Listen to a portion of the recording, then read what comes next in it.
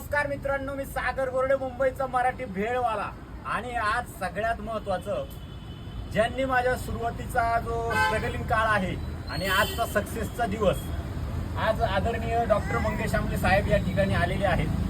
जे सुरुवातीला पहिलं हॉटेल चालू केलं होतं त्यावेळेस साहेबांच्या हस्ते हॉटेल चालू केलं होतं. त्याच्यानंतरला काही दिवस बिघडले, काही दिवस चांगले आले, कोरोनाचा काळ आला, पण कुठेही खचलो नाही. साहेबांचं मार्गदर्शन वेळोवेळी होतं आणि साहेब आज खास भेळ खाण्यासाठी आपल्या स्टॉलवरती आलेले आहेत. आणि साहेबांसाठी आंबेगाव तालुक्याची शान आणि आंबेगाव तालुक्याचा मान आणि नवी मुंबईतला एकमेव मराठी भेळवाला सागर गोरडे.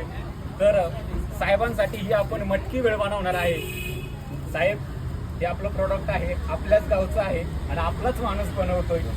छान असं उत्तम असं स्वतः मी बनवलेली आहे आणि खास ही तुमच्यासाठी मटकी भेळ.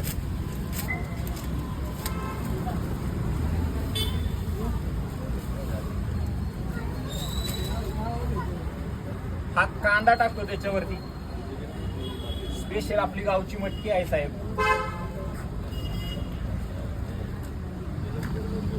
त्यानंतर ही बारीक शेव आणि कोथिंबीरीचा भाव चांगला वाढलाय साहेब. पण आपण कोथिंबीर टाकायची. एकदम गावठी कोथिंबीर आहे, शेतकऱ्याचा पोरगा आहे, वाया जाणार नाही. त्याच्यामुळं ही कोथिंबीर आणि हे लिंबू आणि हा खास मसाला.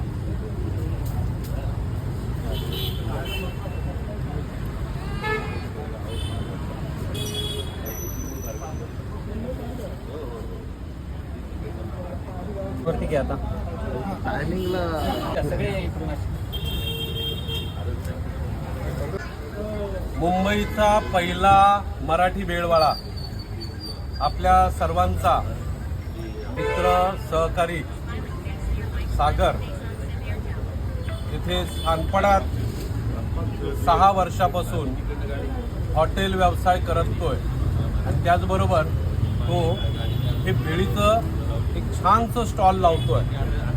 त्याने आज आवर्जून मी इथून जात असताना मला आवाज देऊन भेळ खायला बोलवलं. मी त्याच्या भेळीचा चाहता आहे.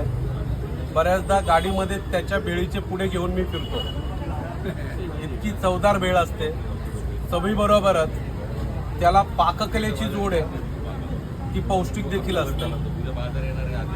सागर, मला तू आठवतंय, साधारणतः 6 वर्षापूर्वी सागरने माझ्या हस्ते त्याच्या हॉटेलचं उद्घाटन केलं होतं.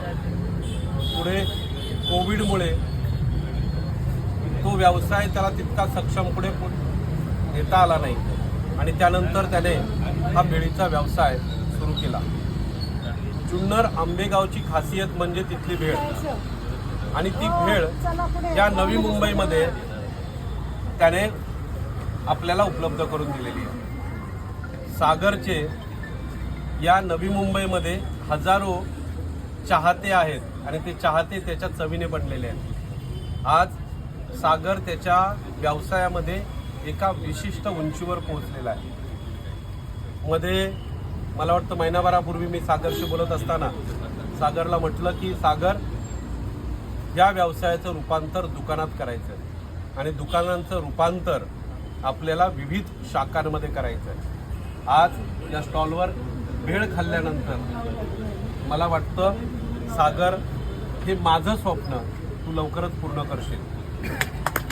त्याचबरोबर सागरचं जे प्रेझेंटेशन आहे, मग तो त्याचा पेहराव असो, त्याचं बोलणं असो अथवा भेळ बनवण्याची पद्धत असो, ती अतिशय उत्कृष्ट आहे. म्हणजे जर एखादा व्यवसाय नावारूपास येत असेल तर तो नावारूपास येताना सर्वात महत्त्वाचं जी काही गोष्ट असते तो पेहराव असतो. आणि तो पेहराव, ते भेळीचं प्रिपरेशन, यामध्ये सागरने विशिष्ट उंची गाठलेली आहे. सागर, तुला माझ्यातर्फे व माझ्या सर्व सहकाऱ्यांतर्फे खूप खूप शुभेच्छा. असाच पुढे जा. पुढे भविष्य काळामध्ये तुला कोणत्याही स्वरूपामध्ये सगळ्या गोष्टी आल्या, कोणत्याही स्वरूपाची मदत जर लागली तर माझी दारं तुझ्यासाठी सदैव उघडी आहेत. साहेब, त्या दिवशी साहेब हेच वाक्य होतं आणि 6 वर्षानंतर पण हेच वाक्य ऐकायचं आहे, याच वाक्याला धरून आपण चाललेलो आहे. तर अतिशय मनापासून छान वाटलं आणि खूप मस्त वाटलं.